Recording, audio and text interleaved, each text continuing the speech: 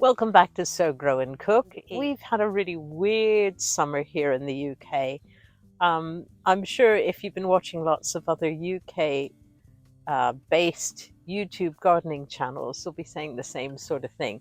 So I don't want to bore you too much with the weather or make it a moan fest about how awful the summer has been, but it has been pretty bad.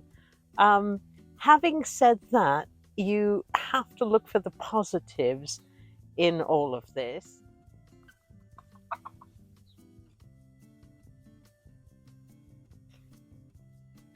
Of the 10 cockerels that we hatched last year, we managed to rehome all except for this last one. And we decided to keep him and get him 3 girlfriends. So his name is Leonard, and he's got 3 speckledy hens, and he seems a lot happier than he was. And these girls haven't started laying yet, but I don't think it'll be too long.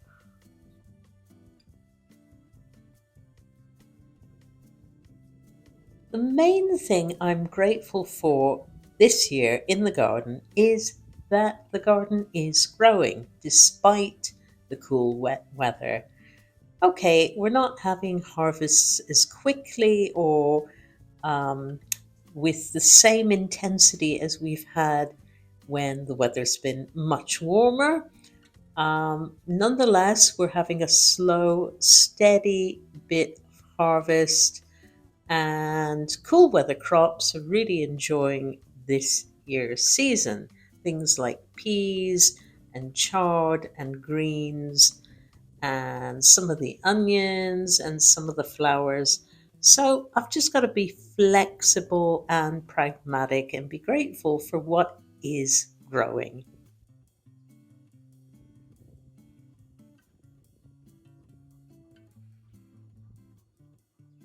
Let's take a look at some of the success stories in this year's garden. Look at these peas. They're absolutely loving the cool, wet weather. I've had a bumper crop so far.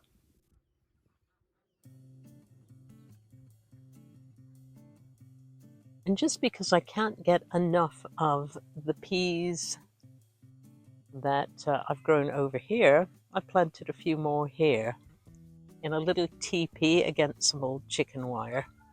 I forgot the variety. I think it might be Alderman's, but I'm not 100% sure.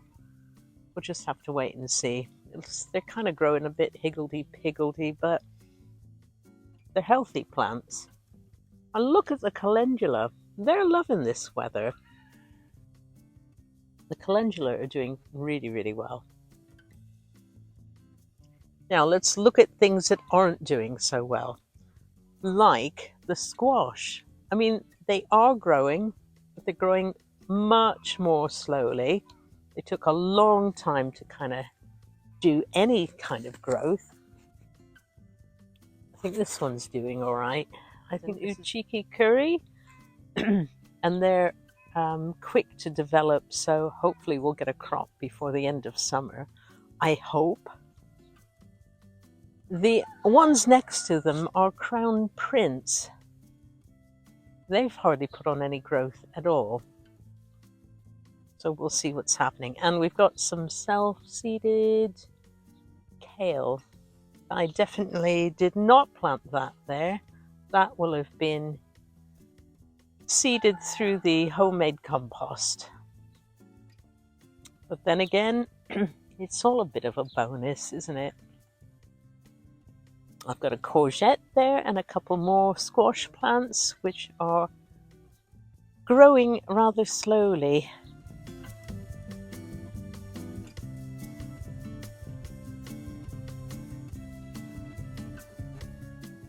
I saved some sweet pea seeds a couple of years ago from my own flowers, and I couldn't remember the variety. I'm really bad at labeling things sometimes. And I was hoping for a really colourful patch of flowers, but these are all white. They're lovely and they smell gorgeous, but I was hoping for more colour. They are pretty though.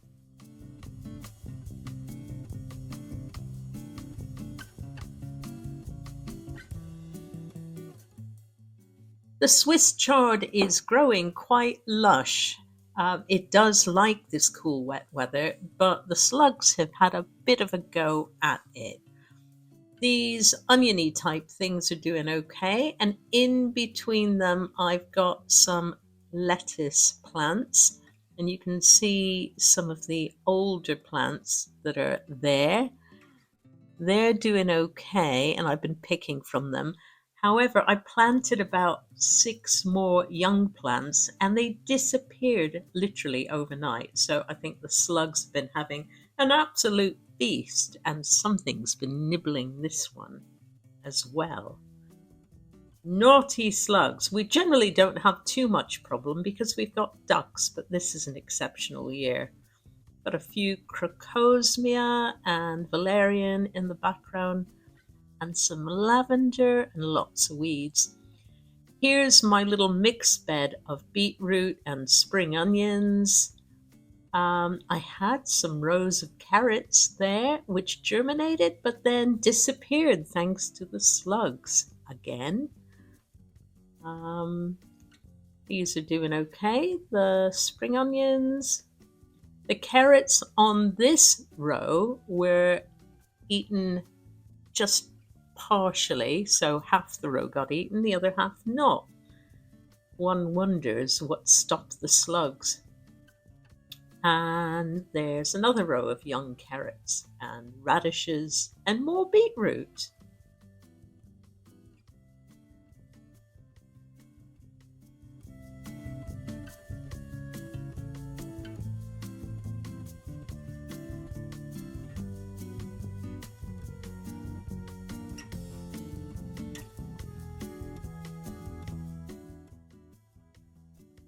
Over in the bed near the top polytunnel is my second sweet corn bed, and it's doing really well. And I think it's partly to do with the fact that it's getting a little bit of heat from the polytunnel.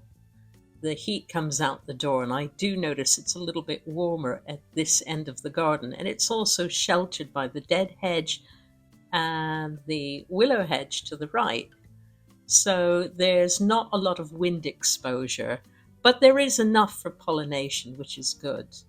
And there was, I don't know if you remember seeing it, a perennialized runner bean growing up, some canes along the sweet corn. And here's my zucchini or courgette patch. Now, they've taken a little bit longer to get going, but they are now starting to crop. And the slugs have nibbled on those, but not too badly. So we're getting some decent fruit, thankfully. And here's some baby asparagus plants, not ready to harvest for another year or two. Okay, have a look at these. Don't they look big? Normally they bolt, go to seed before they get to any size at all. In a normal summer where we get a little bit of heat, which is why I tend to avoid growing them and just don't seem to have very good luck with them. This year, however, with the continuous rain and cool temperatures, they are thriving. So I'm quite happy about that. So we will have radishes with our salad tonight. I wonder if you can remember the earlier video I did where I repurposed a swing set frame and put some bamboo canes along it and have planted a bunch of my white seeded runner beans. And normally by about the third week of July, those canes should be covered in growth from the runner beans. But look how slow they are this year. Only some of them are reaching the top of the canes, and the others are just taking their time. Part of the reason is we've had chilly evenings, and runner beans really need and prefer warmth in order to put that growth in. So have a look. See, just a few of them are reaching the top. The others will soon catch up, provided we get a little bit more warm weather. Now, in the middle, it's not just a bunch of weeds growing, but it's the French breakfast radishes that you saw just earlier in this video. I was hesitant about planting any seeds in there because I thought the runner beans would have grown very quickly and blocked out too much light. But in fact, they hadn't because of the cool weather. Hence, we got great radishes despite having a slow growing um, frame of runner beans. But there you go. So I'm grateful to have the radishes, and I'm grateful things are growing, even if they're growing a bit slowly. I've planted a lot of leeks. Again, I use a lot of leeks because they're a good onion substitute and they're easy to grow and they winter over really, really well. And I don't really want leeks in the summer, so I plant mine a little bit later and start harvesting them in late autumn and throughout winter and early spring. So they're doing okay, but they're pretty reliable here in Wales. I think leeks just seem to do okay here. Now, we've got a bit of sugar snap pea activity going on here. Peas have done fantastic this year. I think, again, like the radishes, they just thrive on cool, wet weather. And they're growing steadily and they're producing. Well, these aren't producing yet because these were my succession sown sugar snap peas. I had some in the polytunnel, which are nearly finished, and they did so well and they were so tasty. I thought I'd grow some more for the outdoor garden. So they're coming up, no problem. The flowers, normally this time of year, are blossoming much more prolifically. So it's slow in the flower area. Nonetheless, they're getting plenty of moisture and they are starting to bloom. And we've got a nice bumblebee on this one here.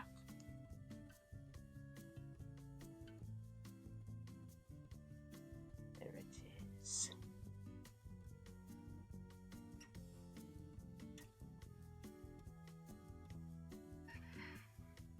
Got a few sunflowers growing, a few hollyhocks coming, some aquilegia or columbines.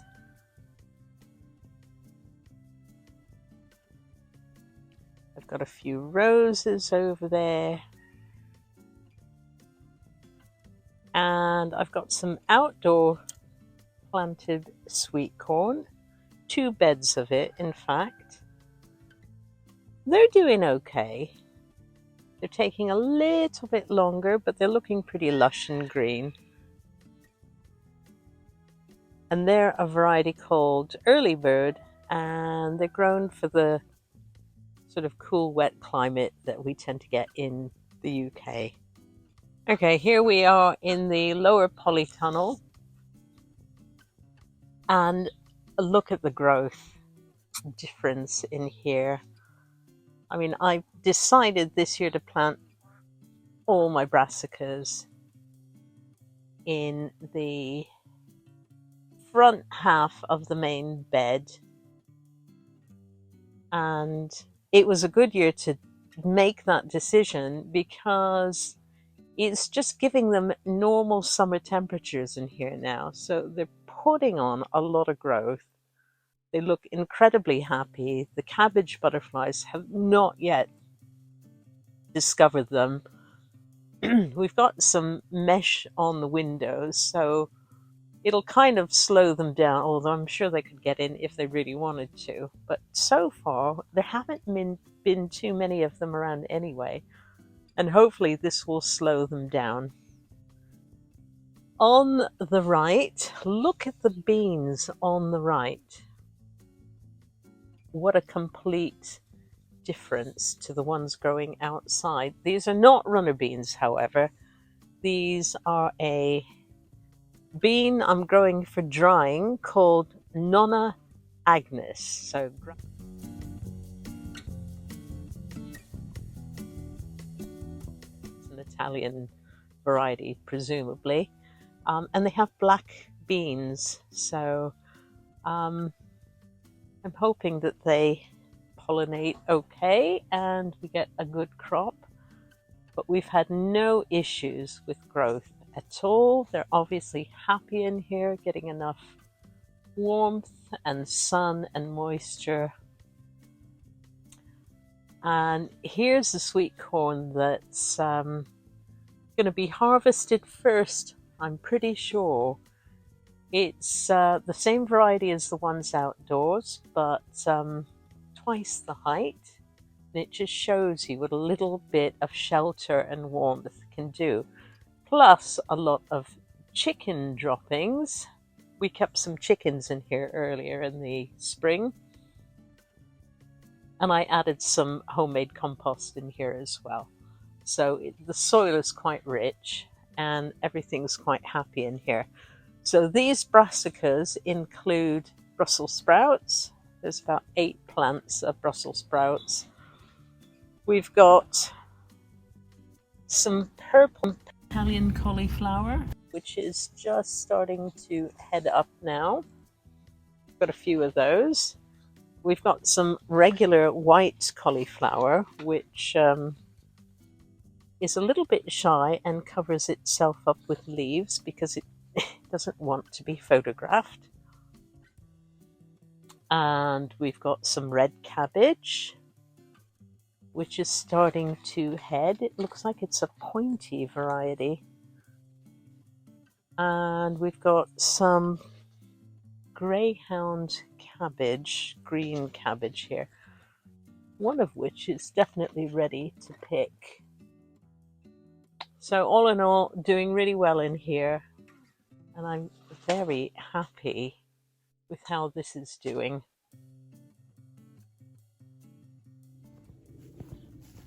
And in between those rain showers, we're enjoying the great outdoors and using our fire pit that I built several weeks ago. And we've also created a little rocket stove, and here we are cooking a vegetarian pasta sauce with some of my home bottled white beans and tomatoes and homegrown courgettes and fresh herbs. It's really good fun cooking outdoors, and it's a great way to relax. Well, that's all this week from Sow, Grow and Cook. Let me know in the comment section below how July has been treating you and your garden, and whether you've been getting much from your garden in terms of harvests, or have things been a bit slower than usual. And those of you in the Southern Hemisphere, how's your winter been? And what are your plans for the forthcoming spring? Once again, thank you for watching, and don't forget to like and subscribe.